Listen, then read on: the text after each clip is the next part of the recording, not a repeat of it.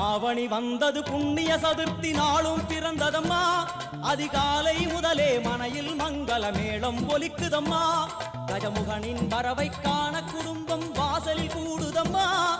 கோலம் இட்டொரு மனை மேல் வந்தான் ஆரத்தியாகுதம்மா கணபதி ராஜா